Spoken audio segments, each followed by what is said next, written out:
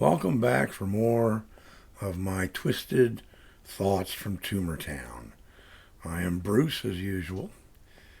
Now, when I left Channel 6, basically I became a freelancer. Let me play with my mic a little bit here. There we go. Basically became a freelancer. And I had people, through what I've been doing at Channel 6. I had a couple of clients already that would hire me to do work. There was a development going up. Gino Palucci was building Heathrow. I got work doing stuff for them out at Heathrow. I had a couple of guys that I would do camera stuff for weddings, special events, this sort of thing. Had another guy. I was helping him make his little, international financier talk show thing. So I had little gigs going, so I was making money. I wasn't starving or anything. And by this point, my mother had purchased a property in College Park that I moved into and became my house. I rented it from her, so I was living on my own. I had come across, I had my cat from California that came home with me, Chauncey, my sweet little Chauncey girl. She was with me there, and another cat that we rescued, a dumpster cat named DC. So it was me and two cats living there, and I was freelancing. And one day I came across the guy from Channel 6, John, who had bagged me on trying to do that MTV thing, And, I was wary, but he was working for this guy who was trying to do a kids show. And so he was set up, and he had a couple of cameras and recorders. He had a cuts only edit system, and he's there working for this guy, finishing these things up. And I looked, and he was like, "Can you help me with some stuff?" So whatever. I tried to help him with some stuff. I said, "Well, if I need a camera or something, whatever." So we kind of made an arrangement, and I, let my better senses, go to the backside. And I said, "Look, why don't we just hook up? Why don't you and I hook up as a team and go after things as a production company? You're pretty much done with this guy. There's no real work left for you to do here. And I've got other little gigs. Let's team up."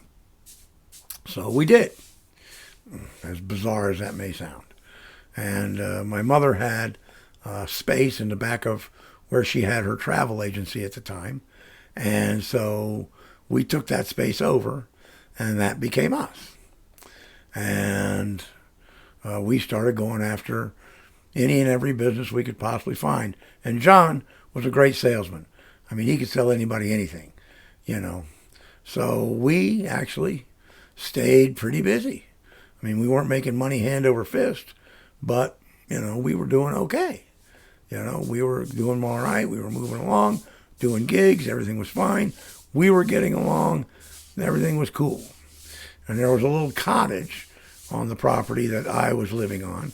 So we rented the cottage to John.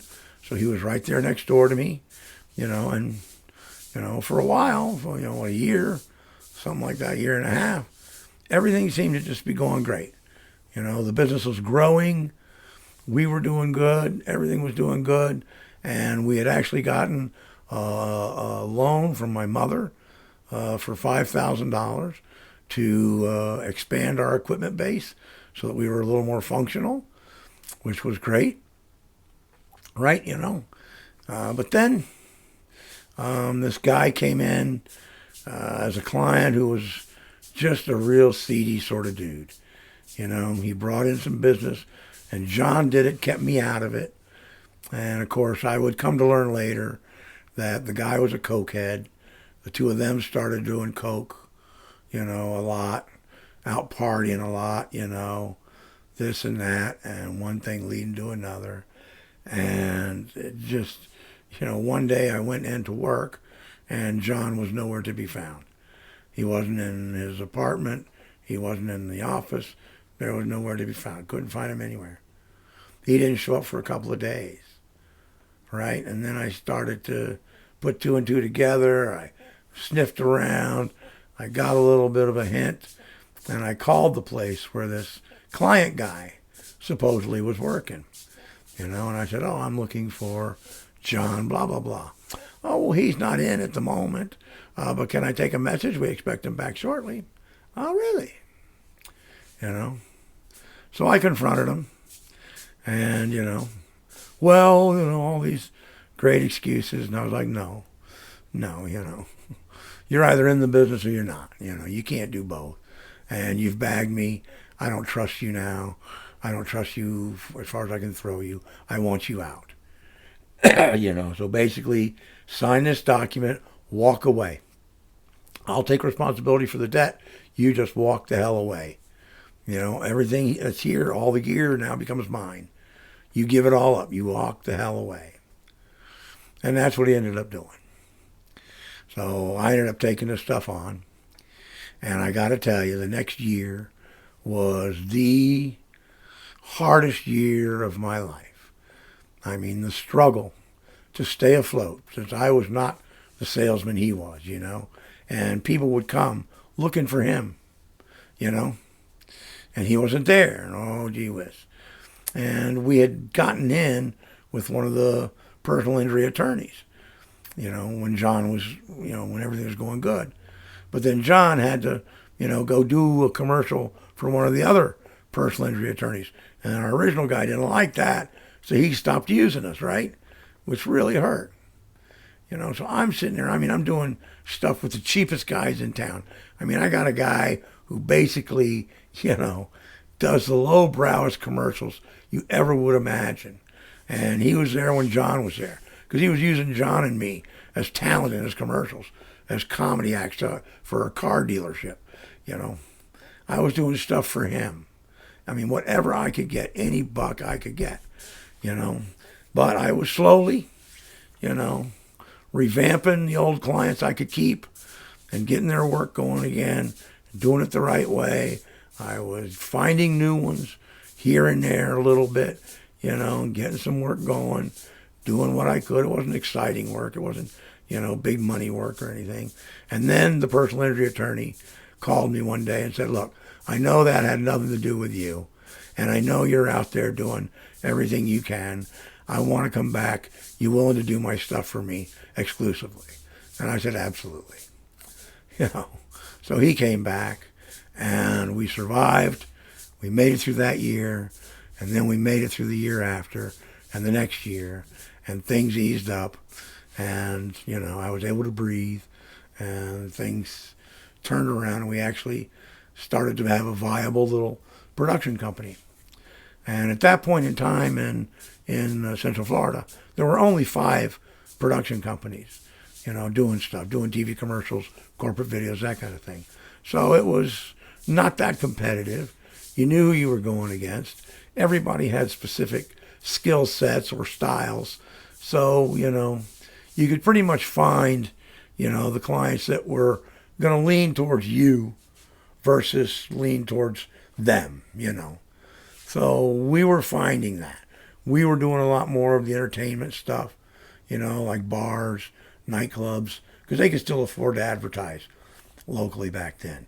The wacky car dealers, that sort of thing, And we were doing corporate training videos. We did a lot of those. And the personal injury stuff. We got really good at doing those for him. So, and as we started to grow, I built a family. Howard